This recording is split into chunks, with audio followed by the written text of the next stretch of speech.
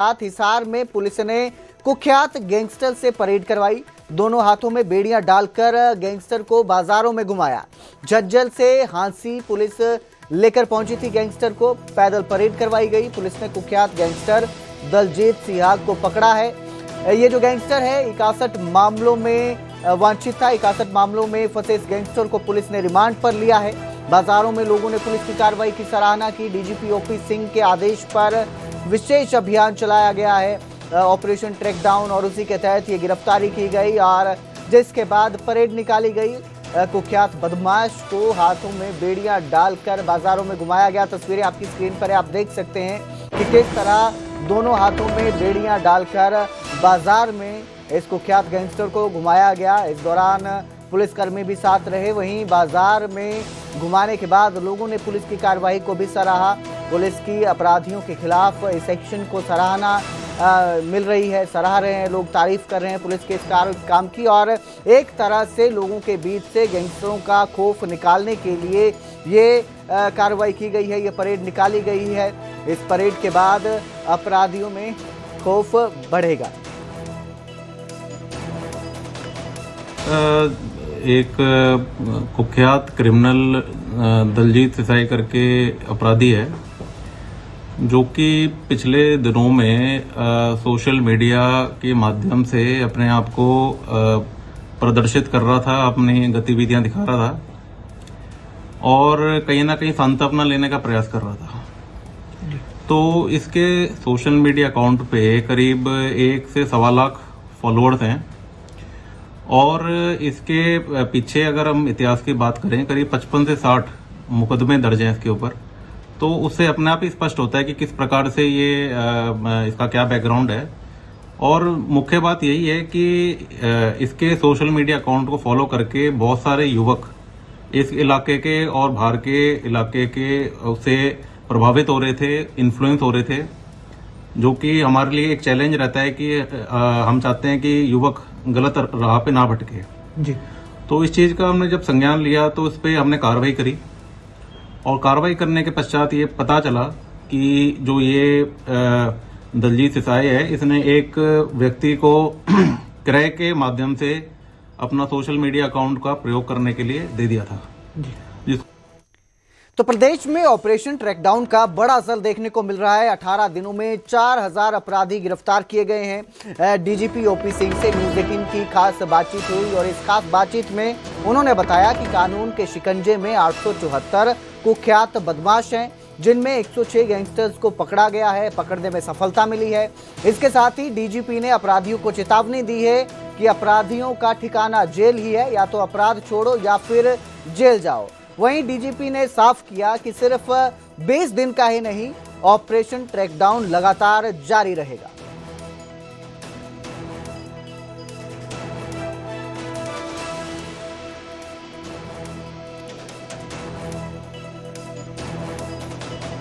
Delhi blast के बाद Haryana DGP का बड़ा बयान सामने आया। न्यूज़ 18 से एक्सक्लूसिव बातचीत में डीजीपी ओपी सिंह ने कहा कि हरियाणा में एंटी टेररिस्ट फोर्स बनेगी। सरकार और पुलिस में सहमति बन चुकी है। एनसीआर जिलों में पहले तैनाती की तैयारी है। जो एंटी टेररिस्ट फोर्स बनेगी उसको सबसे पहले एनसीआर के जिलों में तैनात किया जाएगा। इसके साथ ही डीजीपी ने कहा कि संदिग्ध गतिविधियों पर पैनी नजर रखी जाएगी। वहीं हाई रिस्क इलाकों में माइक्रो मॉनिटरिंग की जाएगी। देखिए कि एंटी टेररिस्ट सेल के लिए बात चल रही थी, जैसे कि बगल के स्टेट्स वगैरह में है, जहाँ की एक वेल इक्विप्ड जो है काइंड ऑफ की जो एजेंसी है, वो इंफॉर्मेशन गैदरिंग, इन्वेस्टिगेशन और ऑपरेशन चलाती रहती है। ऑलरेडी एक एंटी टेररिस्ट सेल है, अभी सीआईडी में है, बट मोस्टली इंटेलिजेंस गैदरिंग पर है। बाकी ऑपरेशन जिला पुलिस के पास है। तो हम एक डेडिकेटेड फोर्स बनाने जा रहे हैं। इस विषय में सरकार को प्रस्ताव भेजा था, बात भी आज हुई है। इन प्रिंसिपल काइंड ऑफ की बात को आगे बढ़ाने की सहमति बनी है और जल्दी हमारे पास एक डेडिकेटेड यूनिट होगा जो टेररिज्म, जो हर फॉर्म ऑफ टेररिज्म में, चाहे वो जिहादी टेररिज्म हो, चाहे वो आपका अल्ट्रा लेफ्ट हो, चाहे वो और भी जो है जितने भी सेपरेटिस्ट हैं, तो उनकी एक्टिविटी के बारे में क्लोजली वॉच रखेगा हरियाणा में और उस पर ऑपरेशन चलाता रहेगा। दिल्ली ब्लास्ट के बाद सुर्खियों में आई अल-फलाह यूनिवर्सिटी को लेकर भी डीजीपी बोले हैं, जिसका आतंकी कनेक्शन नजर आ रहा है। इस यूनिवर्सिटी को लेकर डीजीपी ने कहा कि हरियाणा में जितनी भी यूनिवर्सिटी और कॉलेज हैं उनको स्टडी किया जा रहा है, उनके इन हाउस सिक्योरिटी सिस्टम को जांचा जा रहा है, स्टडी किया जा रहा है, समीक्षा की जा रही है। डीजीपी ने कहा कि यूनिवर्सिटी और कॉलेज को अपने कैंपस सिक्योरिटी को मजबूत करना चाहिए, वहीं छात्रों की सुरक्षा को किसी तरह का खतरा ना हो, इस बात का भी ध्यान रखना चाहिए। अल-फलाह यूनिवर्सिटी वही है जिसका नाम आया था डीजीपी दिल्ली ब्लास्ट में, जो ब्लास्ट हुआ था उसका जो आतंकी था डॉक्टर उमर, उसका भी अल-फलाह यूनिवर्सिटी से कनेक्शन सामने आया था। और जब उनसे अल-फलाह यूनिवर्सिटी के बारे में बातचीत की गई तब उन्होंने कहा कि जितनी भी यूनिवर्सिटी और कॉलेज हैं उनके इन हाउस सिक्योरिटी मॉडल का अध्ययन किया जा रहा है। और इस रिस्पांस में जितने भी हरियाणा में यूनिवर्सिटी एंड कॉलेजेस हैं तो इनको हम स्टडी कर रहे हैं कि इनका इन हाउस सिक्योरिटी सेटअप क्या है। तो हम कहेंगे आपकी पेरीमीटर जो है बाउंड्री वॉल होनी चाहिए, और जो गाड़ियां आती जाती है उसकी चेकिंग की व्यवस्था होनी चाहिए। जितनी भी भर्तियां आप करते हैं उनका कैरेक्टर वेरिफिकेशन करें, स्टूडेंट्स का भी एंटीसीडेंट वेरीफाई करें अपने स्तर से। अगर कोई सस्पिशियस एक्टिविटी हो तो बगल के थाने को कहें। तो हम ये चाहेंगे कि यूनिवर्सिटी और कॉलेजेस जो है अपने कैंपस सिक्योरिटी को स्ट्रेंथन करें, क्योंकि लड़के बच्चे हैं, उनकी एक लाइफ स्टाइल है, तो हम वहाँ दखलंदाजी ज़्यादा नहीं करना चाहते हैं, लेकिन वो हमारी चिंता है। तो वो गलत लोगों के हत्थे ना चढ़ें, उनको कोई बरगलाने की कोशिश ना करे, उनकी सुरक्षा को खतरा नहीं हो। तो कैंपस में प्रॉपर एक बजट होना चाहिए, मैन पावर होना चाहिए, एक प्रोसेस मैनेजमेंट होना चाहिए, एक रिपोर्टिंग सिस्टम होना चाहिए, जिससे कि उनसे मैनेज होता है तो कर ले।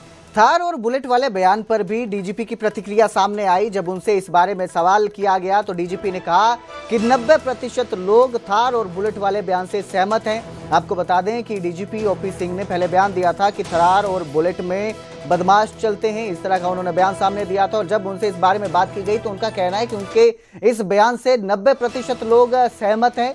वहीं जो लोग सहमत नहीं है और ट्रोल कर रहे हैं वो ट्रेंड होना चाहते हैं या व्यू चाहने वाले लोग हैं जो ट्रोल कर रहे हैं। इस दौरान उन्होंने कहा कि वो ट्रोल करने वालों का भी स्वागत करते हैं, सभी लोग ट्रैफिक नियमों का सही से पालन करें, यही उनकी सबसे अपील है।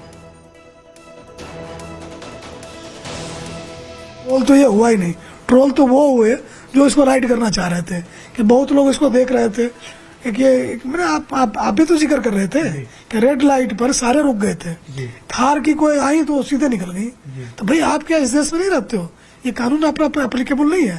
तो अगेन मैं गाड़ी गुड़ी का नाम नहीं लेना चाहता जी, वो छोड़ो इसको।